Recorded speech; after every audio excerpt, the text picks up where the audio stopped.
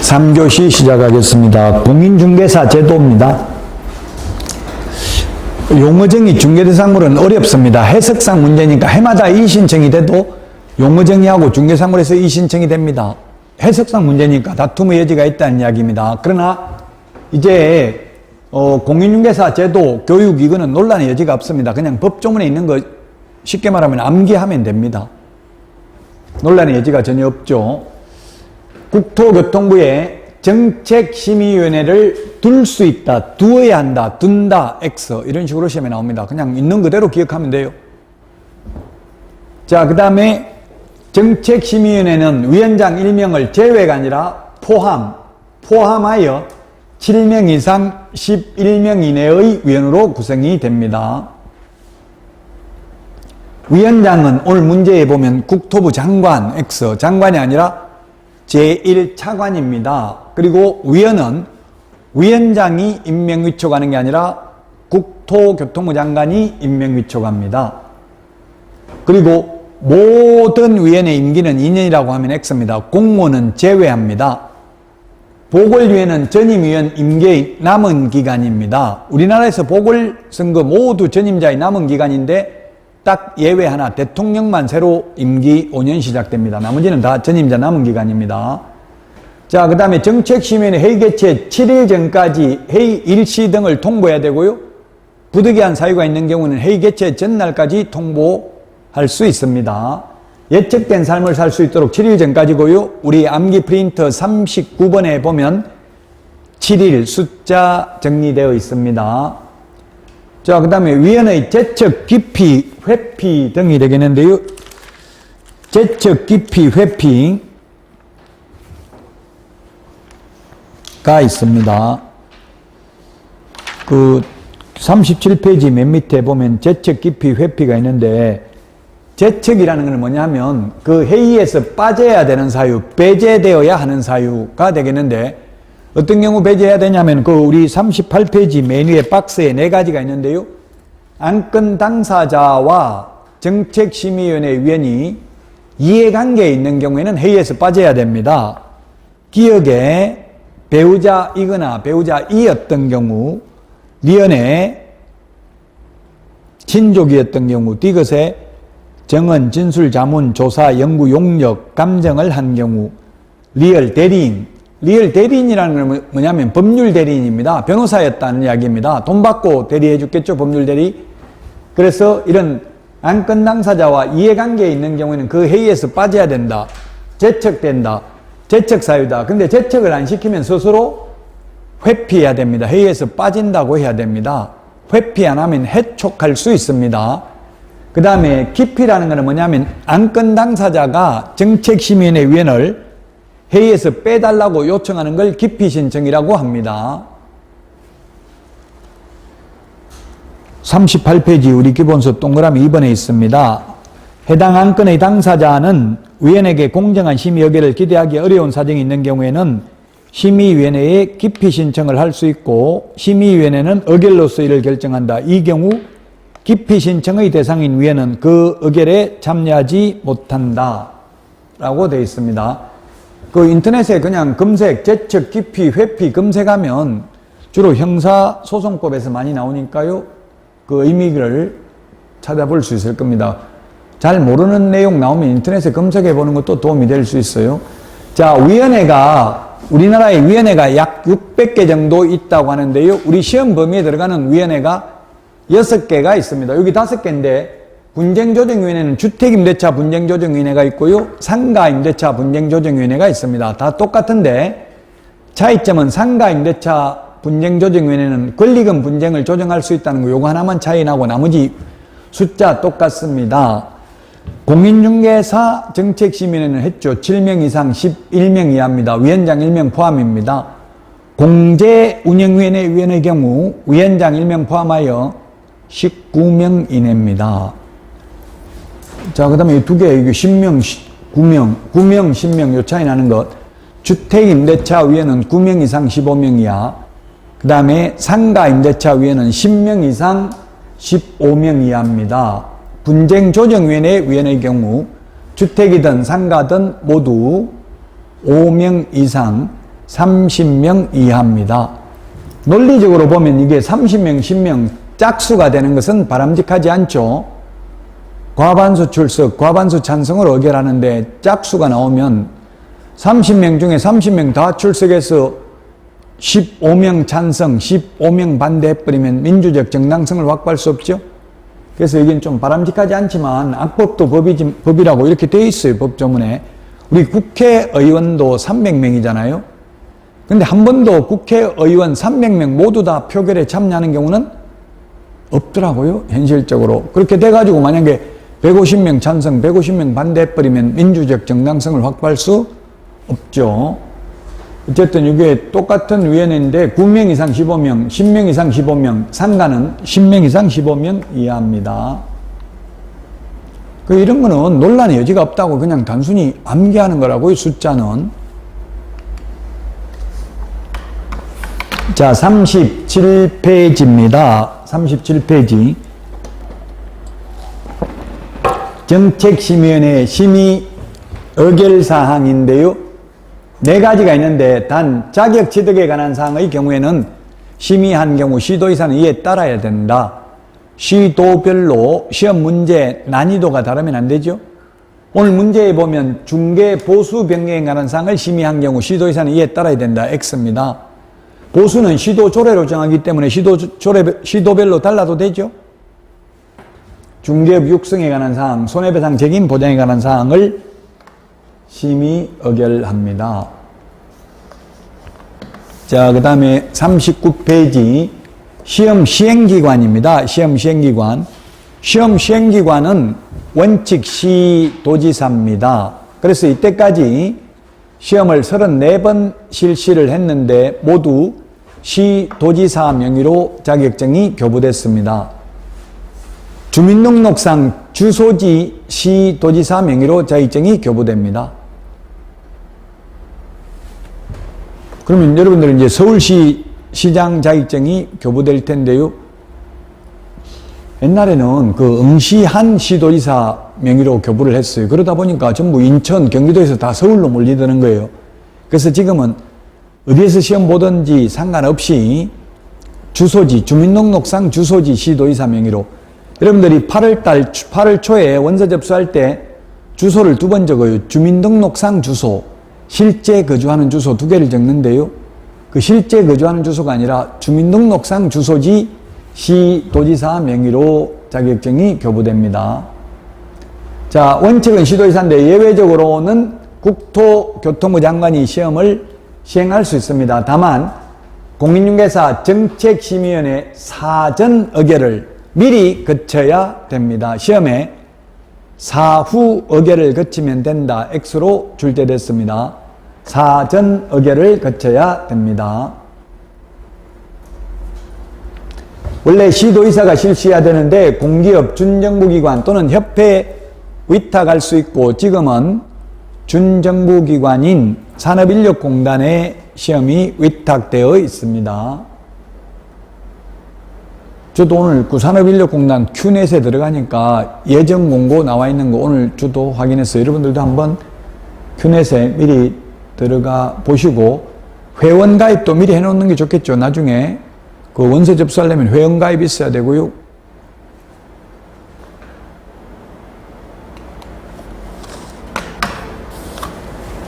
자, 시험 못 보는 경우는 오직 2가지입니다. 부정행위 무효처분일로부터 5년, 자격 취소되고 3년만 시험 못 보고요. 나머지 교도소 복역 중인 자, 제 강의를 듣는 분 중에도 지금 뭐 교도소에서 2년 수감 예정이라고 공부하겠다고 하시더라고요. 교도소로도 책 배송된대요. 그 2년 지나도 계속 강의 들을 수 있느냐 뭐 이런 걸 묻는 분이 있던데요. 시험 본다고 하면 시험 보러 거기 안에서 볼 수도 있고요. 아니면 나갈 수도 있습니다. 그냥 가만히 있으면 너무 지겹잖아요. 2년이나.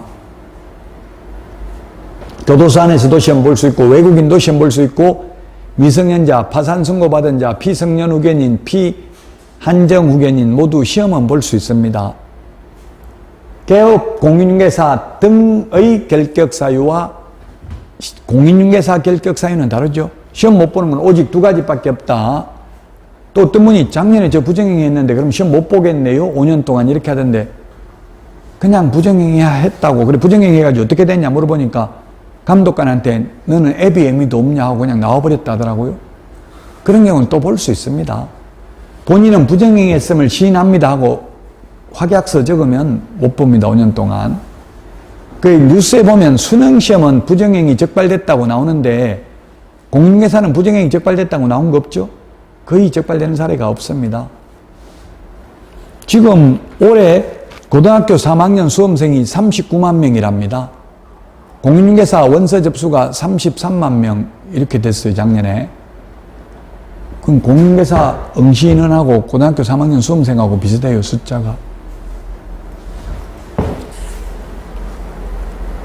공인중개사 응시자는 계속 늘어나고 있고요. 고등학교 3학년은 계속 줄어들고 있죠. 출생 인구가 줄어드니까. 지금 교원 임용고시 걸려가지고도 1년 넘게 발령 못 받고 있대요. 초등학교. 이게 학생들이 없으니까 갈 데가 없는 거예요. 심각한 문제입니다. 자, 시험 방법입니다.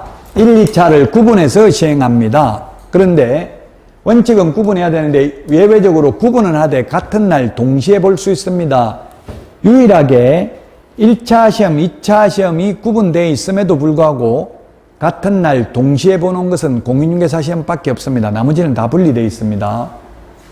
자, 시험 방법을 보면 1차는 선택형을 원칙으로 하고 기입형을 가미할 수 있고 2차는 논문형을 원칙으로 하되 기입형을 가미할 수 있습니다. 그러나 1, 2차 시험을 같은 날 동시에 보는 경우 2차 시험도 1차 시험처럼 원칙 선택형 예외 기입형을 가미할 수 있습니다.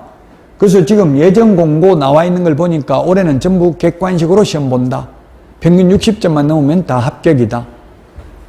앞으로 5년 정도, 5년 안에 상대평가될 가능성이 있습니다. 지금 국토부에서 용역을 의뢰했습니다. 대학 교수한테 다른 나라 제도는 어떻게 시행되고 있는지 상대평가하면 어떤 효과가 있는지를 연구 용역을 의뢰했습니다.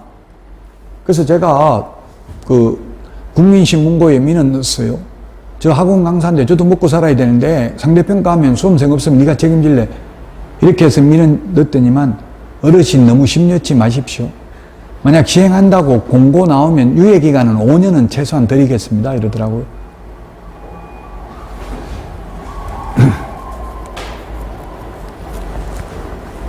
그러니까 여러분들도 너무 걱정하실 필요는 없는데 곧 상대평가가 될 가능성이 있습니다. 지금 50만 명이 넘고요. 자격증 딴 분이. 그 중에서 개업을 한 사람은 12만 명 정도 되고요. 취직한 사람은 몇 명인지 통계는 없어요. 근데 취직한 사람도 좀 있겠죠. 저처럼 자격증 2번 따가지고도 아예 개업도 안 하고 취직 안 한 사람도 많이 있다는 이야기예요. 이거는 100% 취직하려고 자격증 따는 게 아니라 회사 다니면서 LH 같은 데 다니면 50만 원 준대요. 수당을 자격증 있으면. 국토부 같은 데도 자격수당 준대요. 그러니까 그렇게 해서 따는 분들도 많아요. 또 변호사나 법무사들이 따는 분들도 많아요. 겸업하기 위해서. 자, 1차 시험 합격자에 한하여 2차 시험을 실시하는 게 원칙입니다. 다만 같은 날 동시에 시험을 보면 1차 합격했는지 불합격했는지 모르는 상태에서 2차 시험을 보죠. 그럼 1차 시험 불합격하면 2차 시험은 무효입니다. 따라서 1차는 불합격하고 2차를 합격했으면 2차는 채점해요, 안 해요? 채점은 합니다. 무효입니다. 효력이 없습니다. 소용없다는 이야기죠. 그래서 1, 2차 같이 하는 분들은 일단 6월 말까지는 1차 특히 민법 위주로 예습 복습은 하셔야 됩니다. 2차는 수업은 빠지지 않고 듣고요. 이게 2차는 암기를 하면 되는데 갑자기 암기를 하면 힘들어요. 그러니까 계속 듣고 잊어먹고 반복하면 자동으로 암기가 된다고요. 나중에 되면. 자, 시험은 매년 1회 이상 실시한다. 원래는 매년 시행한다 이렇게 되어 있었습니다. 그런데 15회 시험에 2번 봤거든요. 추가 시험을. 그래서 제가 왜 2번 보냐. 매년 실시하게 돼 있는데 그러니까 국토부에서 하는 소리가 매년 한 번 본다는 말이 어디 있냐. 그냥 매년 본다고 했지. 2번 보든 3번 보든 네가 왜 이러더라고요. 저같이 따지는 사람이 있으니까 이제 매년 1회 이상 시행할 수 있다. 매년 1회 이상 실시한다. 그리고 부득이한 사유가 있는 경우 정책 시민의 의결을 미리 거쳐서 당해 년도 시험을 시행하지 아니할 수 있다. 결론은 1년에 10번 볼 수도 있고 10년 동안 한 번도 안 볼 수도 있다. 그래서 이게 참 이걸 보면서 느낀 점은 법이라는 게 통치 이데올로기다. 가진 자가 못 가진 자를 지배하기 위한 수단일 수도 있다. 개인한테는 뭐 해라 하지 말라 책임을 묻고 있지만 국가는 책임 안 지겠다는 이야기예요. 시험을 10년 동안 안 보든 1년에 10번을 보든 신경 쓰지 말라는 이야기입니다. 1차 시험 합격한 자는 다음 회의 시험에 한하여 1차 시험을 면제합니다. 다음 해가 아니라, 왜냐하면 매년 한 번 보는 게 아니라 매년 10번 볼 수도 있고 10년 동안 안 볼 수도 있으니까 다음 해가 아니라 다음 회의 시험에 한하여 1차 시험을 면제합니다. 33회 때 1차 합격하신 분들은 병원에 아파서 입원해도 해외 출장 가도 군대 가도 소용없습니다. 무조건 시험 봐야 됩니다. 다음 34회 봐야 된다고 무조건. 아파서 못 봤다 소용없어요. 군대 간다고 제대하고 보겠다 안 됩니다. 무조건 다음 회의 시험에 한하여 1차 시험을 면제합니다. 교원 임용고시의 경우에는 2차까지 합격했는데 3차 면접에서 떨어지면 다시 1, 2차 봐야 됩니다. 교원 임용고시 같은 경우는 150% 뽑더라고요. 만약에 100명이 정원이면 150명을 뽑아요. 면접에서. 면접이 아니라 2차 시험까지 150명을 뽑고 면접에서 50명이 떨어진다고요? 그 50명 떨어진 분은 다시 1, 2차 봐야 된다고, 그 다음 회에. 근데 우리는 그래도 다음 회의 시험에 한하여 1차 시험을 면제하고 2차만 보면 됩니다.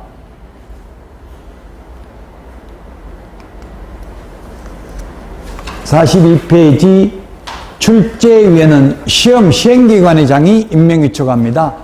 산업인력공단 이사장이 임명위촉하는 게 아니라 시험 시행기관은 원칙 시도지사였습니다.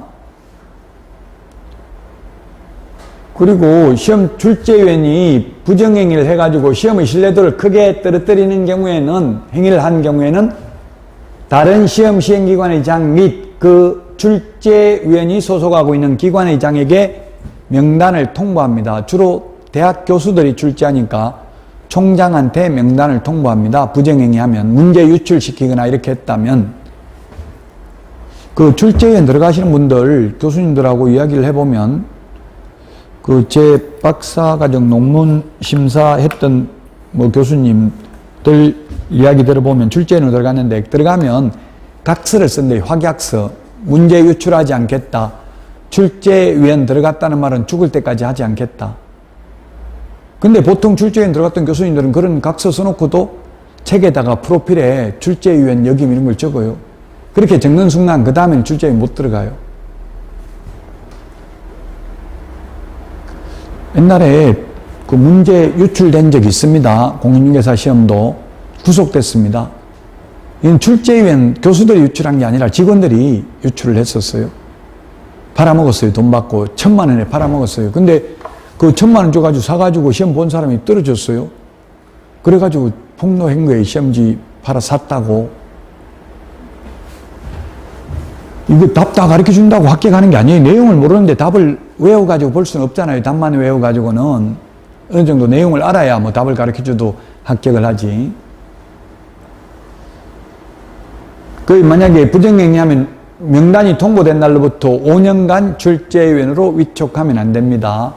수험생이나 출제위원이나 부정행위하면 5년간 자격 박탈됩니다. 수험생도 부정행위하면 5년간 시험 못 보고, 출제위원도 부정행위하면 5년간 출제위원 될 수 없습니다.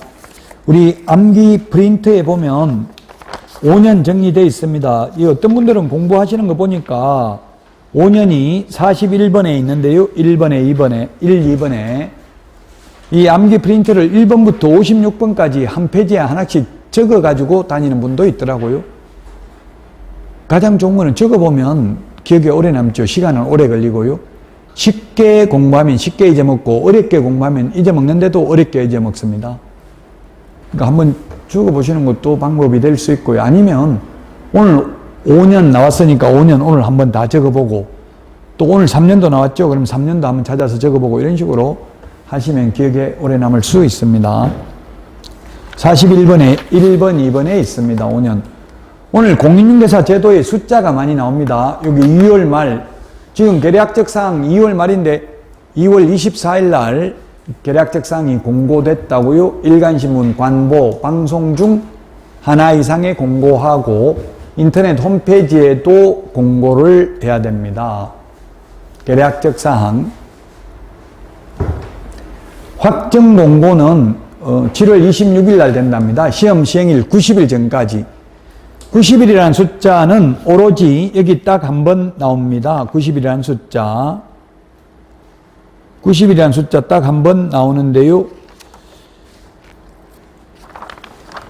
자, 90일이 어디 있냐면은 암기 프린터 38번에 그 2개월, 2월이 있는데 거기 동그라미 6번 밑에 보면 시험 공고 90일 전까지 일간신문, 관보, 방송 중 하나 이상의 공고하고 인터넷 홈페이지에도 공고해야 된다. 확정 공고는 90일입니다. 계략적 사항은 2월 말까지입니다. 2월 말까지인데 시험에 전년도 12월 말까지 X로 출제됐습니다. 매년 2월 말까지입니다. 2월 말까지. 그래서 올해도 2월 24일 날 계략적 사항이 공고됐습니다. 저는 10회 때 자격증을 땄는데 4월 25일이라고 적혀 있더라고. 자격증 교부일자가. 4월 달에 시험 봤다는 이야기예요. 옛날에는. 제가 합격하고 며칠 있다 바로 받았거든요. 자격증 한 일주일 정도 있다가 4월, 옛날에 저는 4월 달에 시험 봤다고요. 9월 달도 보고 10월 달도 보고 11월 달도 봤어요. 옛날에. 그러다 보니까 수험생들이 예측된 삶을 살 수 없잖아요. 그래서 이제는 매년 2월 말까지 언제 시험 보는지 계략적 사항을 공고해야 된다고요. 그래서 지금 내부적으로 지금 법에는 없지만 내부적으로 매년 12월 원래 12월 넷째 주 토요일 본다고 내부적으로 정했어요. 근데 작년에 10월이 5주, 5째 주까지 있었어요. 그래가지고 이거 언제 봐야 되는가 논란이 있가 있었는데 결론은 10월 마지막 주 토요일 날 보는 걸로 되어 있습니다. 올해는 10월 28일이죠. 마지막 주 토요일. 저는 일요일 날 자격증 땄어요. 옛날에는. 근데 일요일 날 또 종교 활동하는 분이 많고 이래가지고 건의가 많이 들어가지고 지금은 토요일 날 봅니다. 옛날엔 토요일 날 일을 했거든요. 제가 자격증 딸 때만 해도 1999년도만 해도 제가 격주 근무했어요. 격주 2주에 한 번씩 토요일 날 쉬었다고 옛날에. 제가 좋은 회사 다녀가지고 2주에 한 번 쉬었고요. 별로 안 좋은 회사는 토요일 날 다 근무했다고 옛날에. 그러다 보니까 일요일 날 시험을 봤는데 지금은 토요일 날 거의 다 놀죠. 지금 이제 토요일 날 보는 걸로 정해졌습니다.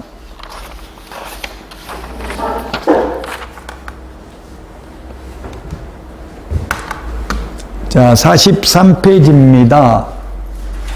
응시 수수료를 내야 됩니다. 시험 보려면 공짜로 시험 보는 게 아니고 돈 내야 됩니다.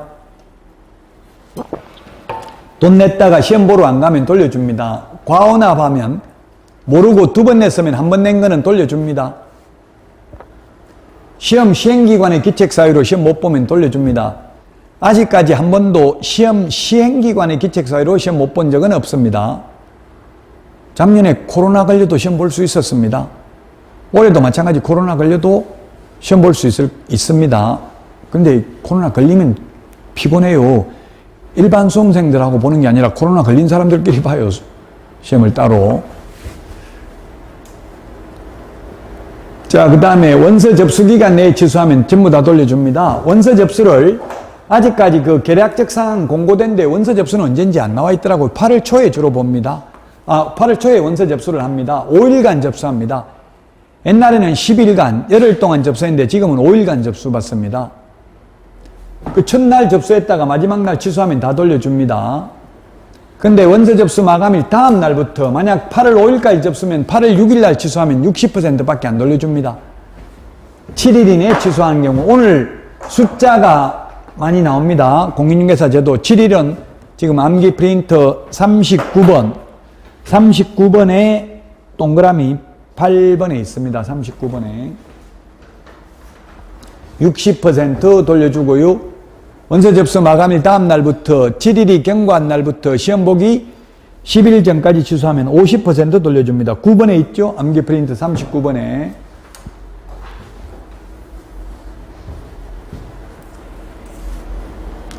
여러분들이 혹시 만약에 나중에 원서 접수 이게 공고가 되면 원서 접수 날짜가 나오면 첫날 9시 땡 하자마자 바로 접수해야 됩니다. 왜냐하면 집 가까운데 학교가 배정되는데요. 그게 다 차버리면 접수 못합니다. 그래서 어떤 분은 제가 아는 분은 제주도 가서 시험 보신 분도 있고 그래요. 또 빈자리 접수, 추가 접수를 받습니다. 이거 환불 받은 분들이 있으면 추가 접수를 받는데요. 추가 접수는 빈자리가 나오는 데다 받는 거죠. 집 옆에 받는 게 아니라 제주도에 빈자리 나오면 제주도에 추가 접수 받는다고요. 그러니까 빨리 어떤 분들은 PC방에 가서 접수하고 이러더라고. 땡 하자마자 접속이 폭주해버리면 다운돼 버리거든요. 서버가. 딱 내가 접수하려니까 또 안 되는 경우가 많아요.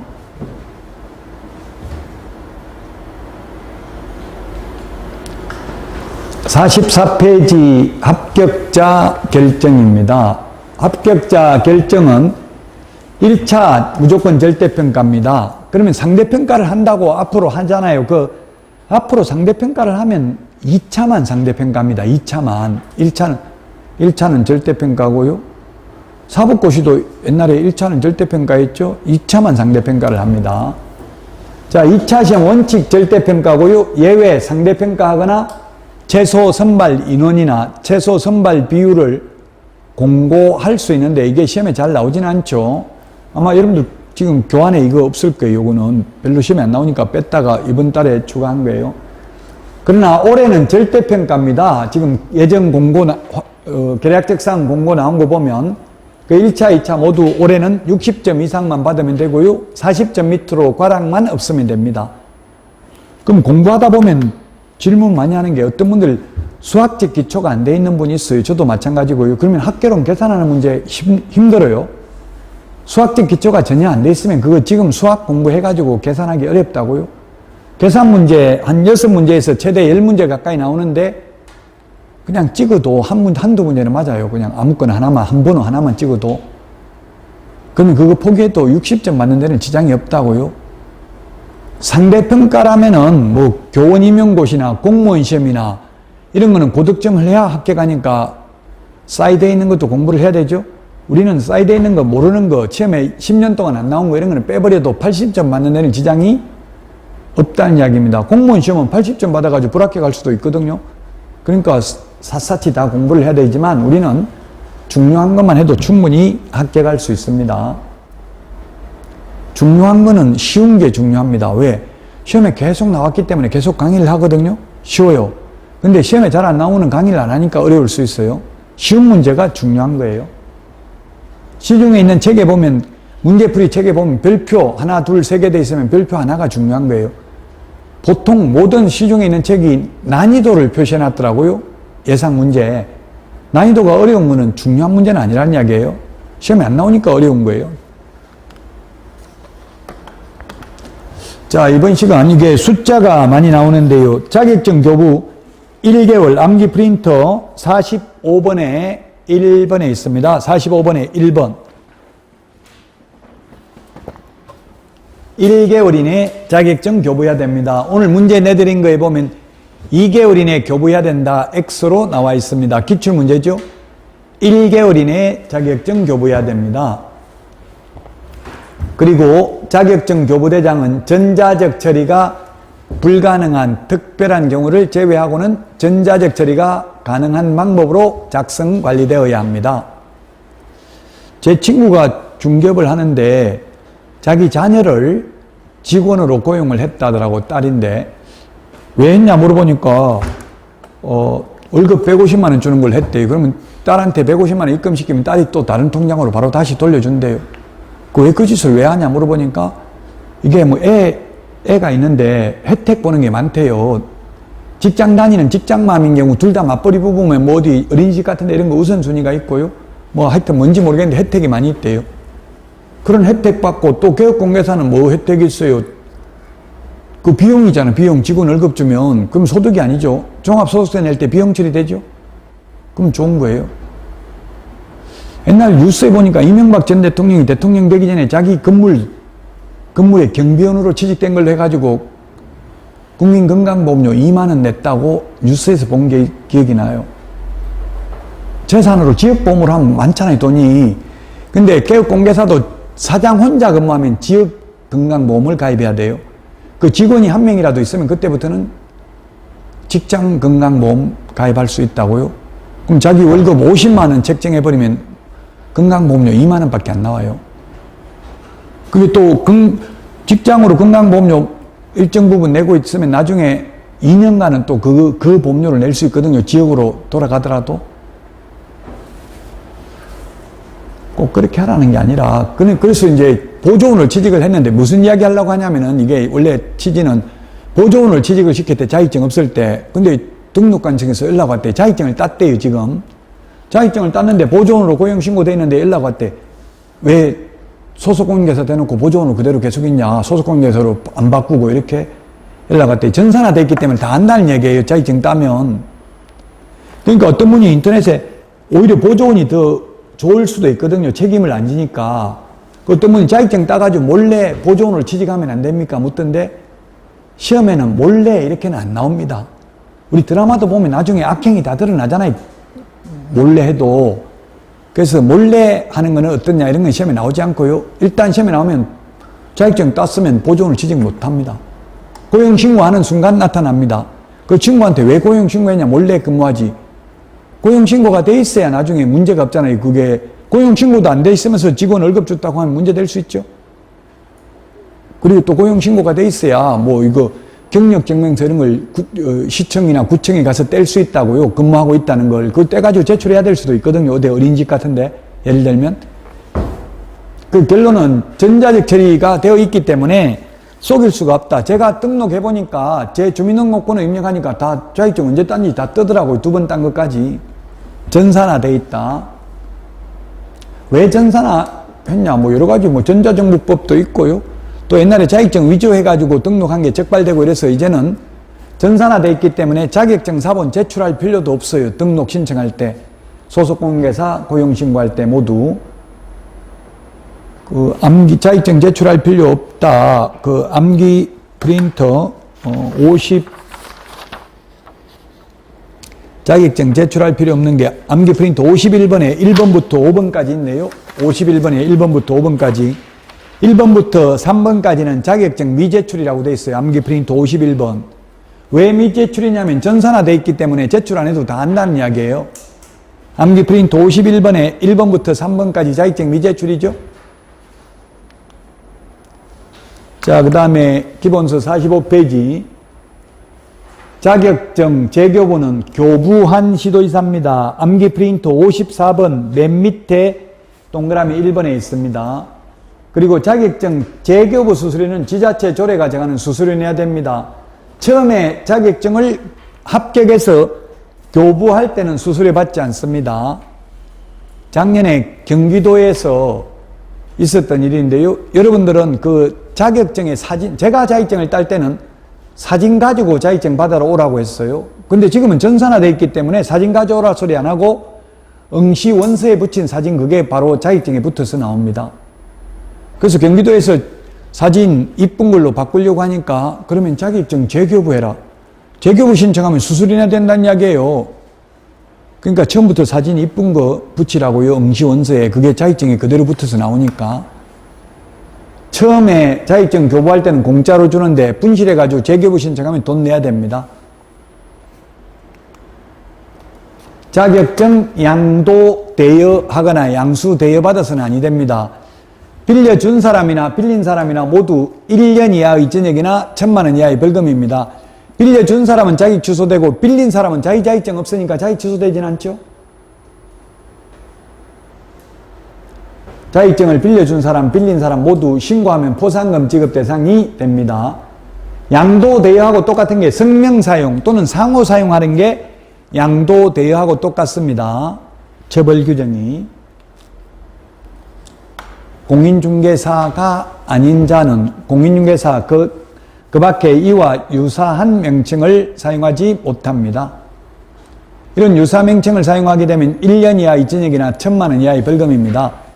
자격증 없는 사람이 대표자를 가리키는 명칭 쓰면 안 됩니다. 부동산, 뉴스, 대표, 회장, 사장, 중개사무소, 소장도 사용하면 안 됩니다. 1년 이하 이전역이나 1,000만 원 이하의 벌금에 해당되겠습니다. 자, 여기까지 하고 쉬었다가 공인중개사 제도부터 하도록 하겠습니다.